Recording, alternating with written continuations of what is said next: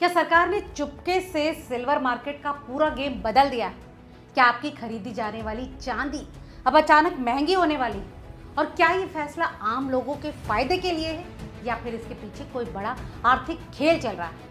अगर ये सवाल आपके भी दिमाग में आ रहे हैं तो आपका ये पूरा सच जानना बेहद जरूरी है, क्योंकि जो बदलाव अभी हुआ है वो छोटा नहीं बल्कि आने वाले समय में पूरे सिल्वर मार्केट की दिशा बदल सकता है। दोस्तों, जब आप ये वीडियो देख रहे हैं उसी समय चांदी के बाजार में एक साइलेंट लेकिन बेहद बड़ा बदलाव शुरू हो चुका है। दरअसल सरकार ने अचानक एक ऐसा नियम लागू कर दिया जो सीधे तौर पर हर किसी को दिखाई तो नहीं देता, लेकिन इसका असर धीरे धीरे हर खरीदार, निवेशक और ज्वेलरी बिजनेस पर पड़ने वाला है। सबसे पहले ये समझना जरूरी है कि सरकार ने हर सिल्वर ज्वेलरी पर रोक नहीं लगाई, बल्कि एक खास कैटेगरी को टारगेट किया है। वो है डायमंड या फिर स्टोन लगी हुई सिल्वर ज्वेलरी।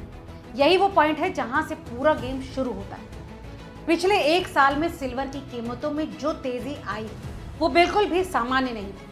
कुछ ही महीनों में कीमतों में भारी उछाल और फिर अचानक गिरावट देखने को मिली। इस तरह की मूवमेंट बताती है कि मार्केट पहले से ही अस्थिर था और ऐसे में अगर कोई पॉलिसी चेंज आता है तो उसका असर कई गुना बढ़ जाता है। सरकार ने इसी मौके पर एक ऐसा फैसला लिया है जिसने एक बड़े लूपहोल को बंद कर दिया है। असल में पिछले कुछ समय में थाईलैंड, वियतनाम और मलेशिया जैसे देशों से बड़ी मात्रा में सस्ती सिल्वर ज्वेलरी भारत में आ रही है, लेकिन इसे सीधे सस्ती ज्वेलरी के तौर पर नहीं बेचा जा रहा। इसमें छोटे छोटे डायमंड या फिर आर्टिफिशियल स्टोन जोड़कर इसे प्रीमियम ज्वेलरी के रूप में पेश किया जा रहा है। इसका मतलब ये हुआ कि जो ज्वेलरी असल में सस्ती थी उसे हाई एंड प्रोडक्ट की तरह महंगे दामों में बेचा जा रहा है।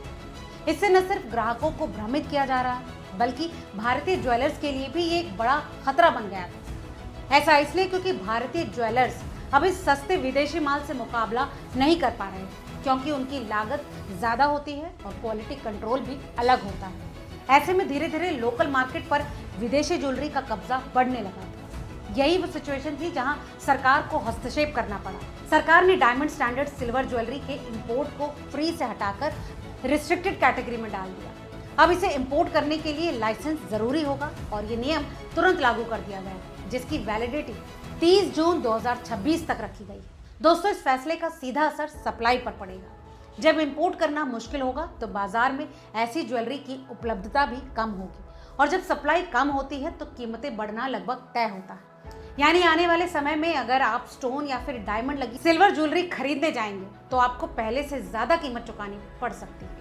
हालांकि सामान्य सिल्वर ज्वेलरी जैसे पायल, चेन या फिर कड़ा, इस पर इसका कोई सीधा असर नहीं पड़ेगा, लेकिन कुल मिलाकर बाजार में कीमतों का माहौल बदल सकता है। सरकार के इस फैसले से भारतीय ज्वेलर्स को सबसे ज्यादा फायदा होने वाला है। अब उन्हें सस्ते विदेशी माल से सीधे टक्कर नहीं मिलेगी, जिससे उनका बिजनेस मजबूत हो सकता है। इसके साथ साथ मेक इन इंडिया को भी इससे बढ़ावा मिलेगा और लोकल मैन्युफैक्चरिंग में तेजी आ सकती है। यानी सरकार ने एक तरह से घरेलू उद्योग को सुरक्षा देने का काम किया। लेकिन दोस्तों, यहाँ एक और महत्वपूर्ण बात, ये सिर्फ ज्वेलरी सेक्टर का फैसला नहीं है बल्कि एक बड़ा आर्थिक संकेत भी है। सरकार ये दिखा रही है कि वो मार्केट को करीब से मॉनिटर कर रही है और जहाँ जरूरत होगी वहाँ तुरंत कदम उठाने के लिए तैयार है। ये एक तरह का ट्रेड कंट्रोल मूव भी है, जिससे इंपोर्ट पर डिपेंडेंसी कम करने की एक कोशिश भी की जा रही है। अब सवाल ये उठता है कि क्या इससे सिल्वर महंगा हो जाएगा? जवाब थोड़ा मुश्किल है। पूरी चांदी की कीमत पर इसका सीधा असर नहीं पड़ेगा, लेकिन ज्वेलरी सेगमेंट में कीमतों पर दबाव जरूर आ सकता है। वहीं अगर ये नियम जून 2026 के बाद भी जारी रहता है तो बाजार का स्ट्रक्चर पूरी तरह से बदल सकता है।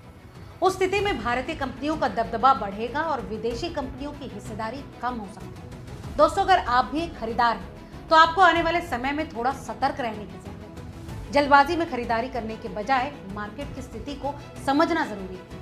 अगर आप निवेशक हैं तो सिर्फ कीमतों को देखकर फैसला लेना सही नहीं होगा। आपको सरकार की नीतियों, सप्लाई चेन और मार्केट ट्रेंड्स को भी समझना होगा। और अगर आप इस बिजनेस में हैं तो दोस्तों, इंपोर्ट मॉडल पर निर्भर रहना अब खतरा भरा हो सकता है। इसीलिए लोकल सोर्सिंग और मैन्युफैक्चरिंग की ओर ध्यान देना जरूरी है।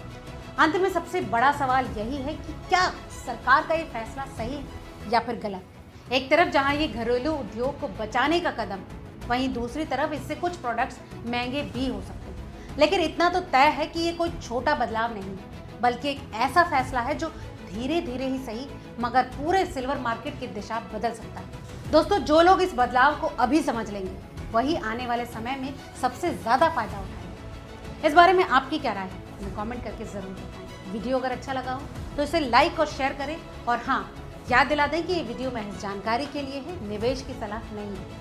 किसी भी निवेश से पहले अपने फाइनेंशियल एडवाइजर की सलाह ज़रूर लें। मिलते हैं अगले ऐसे ही अपडेट के साथ, तब तक देखते रहिए रिपोर्टर।